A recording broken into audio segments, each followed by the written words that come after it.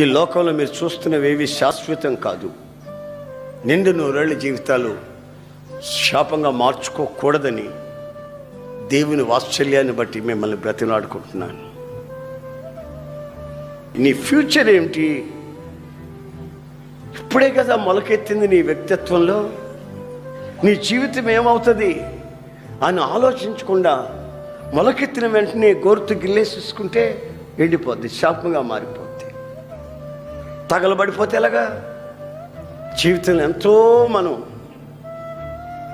సుఖపడవలసింది, నెమ్మదిగా జీవించవలసింది, ఇతరులకు ఆదర్శంగా మార్చబడవలసింది, ఇతరుల్ని ప్రభువులోకి నడిపించవలసింది.